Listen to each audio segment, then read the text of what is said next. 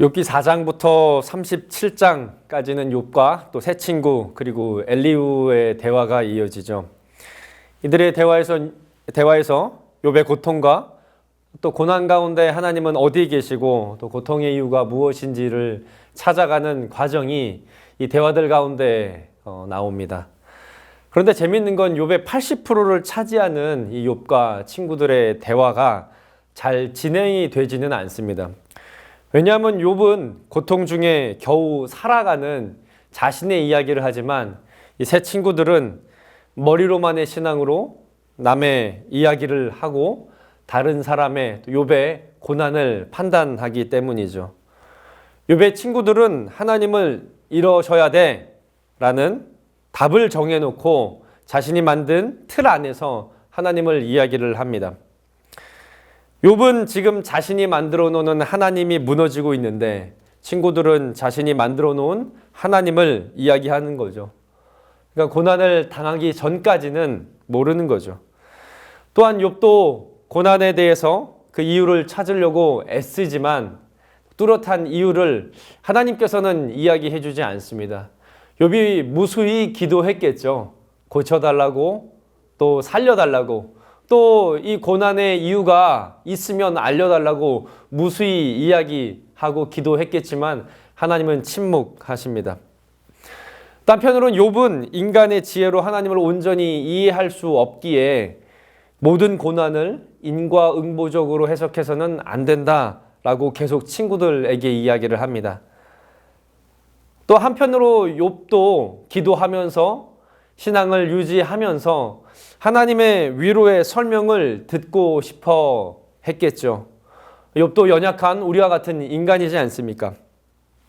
하지만 욥의 친구들의 대화에 하나님은 긴 시간 듣고만 계십니다. 마치 숨어 계시는 것 같아요. 그리고 기다렸다는 듯 38장부터 41장에 하나님이 등장하십니다. 그런데 욥의 수많은 질문에 또 친구들의 수많은 질문에 하나님께서 답변하시는 것이 아니고 이 질문에 하나님 역시 질문으로 응답합니다. 그냥 질문을 묻는 것이 아니라 질문을 좀 퍼붓습니다. 4장에 걸쳐서 무려 64번에 걸쳐서 하나님께서는 욥에게 질문합니다. 이 질문에 욥은 아무 대답을 할 수 없습니다. 그리고 우리 오늘 말씀인 41장은 하나님께서 욥에게 질문하는 마지막 장입니다. 고대시대 가장 강한 동물이라고 생각한 리워야단이 등장하죠. 리워야단은 엄청 큰 악어라고 생각을 하시면 됩니다. 욥기 3장 8절에 처음 등장하고 41장에 두 번째로 등장을 합니다. 리워야단을 예로 들어 이야기하는 목적은 앞에 3장과 좀 동일합니다.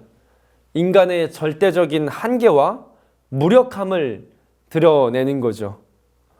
여러분이 인간이 아무런 무기 없이 엄청나게 큰 악어와 싸워서 이길 수는 없습니다. 이 리워야단을 우리가 동물원에서 볼 수 있을 법한 2m, 3m 정도 되는 악어라고 생각하시면 안 됩니다.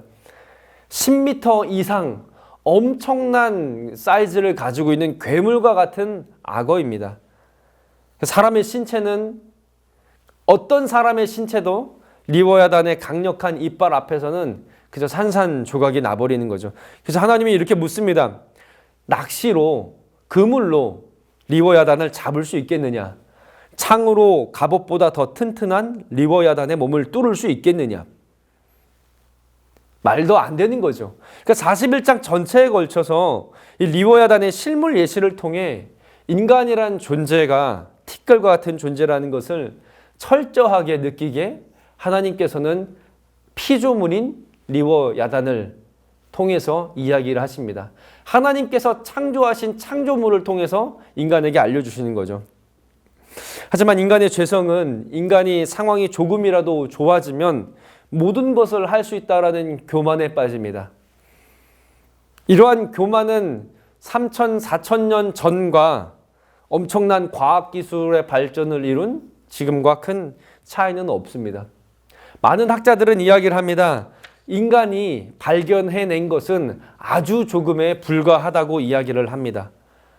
그리고 지금 우리가 많은 여러 세상과 사회에서 많은 모르는 것들, 그것들에 더 깊이 들어가면 들어갈수록 결국은 가설일 뿐이고 인간은 알 수 없다라는 이야기밖에 하지 못한다고 학자들은 이야기를 합니다. 하나님은 욥에게 이러한 대답할 수 없는 질문으로 마치 공격하시듯 이야기를 합니다. 좀 너무하시죠? 왜냐하면 이러한 질문 앞에는 우리가 대답할 아무 이야기가 없습니다. 마치 하나님께서는 욥과 대화하기를 싫어하시는 것 같이 보이기도 합니다. 그런데 이 38장과 41장에서 하나님께서 욥에게 말하시는 그 목적은 우리가 할 말 없게 하시는 것이 목적은 아닙니다. 앞으로 우리가 살면서 무수히 겪게 될 고난에 근본적인 답을 주시려 합니다. 그 답이 아이러니하지만 기다렸듯이 쏟아진 질문들입니다. 그리고 이렇게 질문으로 우리를 깨닫게 하시는 것이 하나님께서 우리에게 지혜를 주시는 방법입니다. 하나님은 어려운 순간마다 매번 다른 피할 방법을 매번마다 주시지는 않습니다. 모든 것의 방법인 하나님 자체를 우리에게 주십니다. 모든 것의 해결의 근본인 하나님 자체를 우리에게 주신다라는 말이죠. 바로 천지를 창조하시고 다스리시는 하나님이 나의 아버지 되시고 이 하나님께서 나와 지금부터 영원까지 함께 하시는 임마누엘 하나님이라는 것입니다. 이 놀라운 진리가 우리 눈앞에 실현된 것이 바로 하나님이 인간이 되신 성육신이지 않습니까? 사랑하는 성도 여러분, 우리 하나님 아버지는 우리 생각 이상으로 크고 위대하십니다.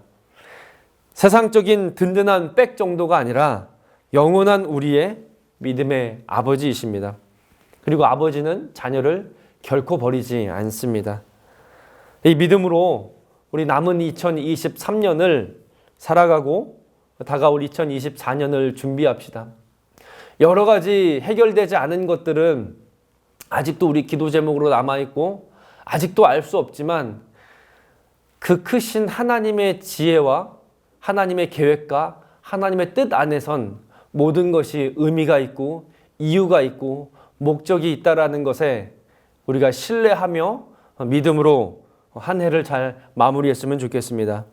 그리고 내 자신의 연약함과 초라함, 어려움에 우리가 갇히지 말고 세상의 근본이시고 지금도 천지 창조 세계를 다스리시는 하나님이 내 아버지라는 사실을 잊지 않고 이 사실을 믿음으로 떳떳하고 믿음으로 용기 있게 살아가는 성도 여러분 되시기를 축복합니다.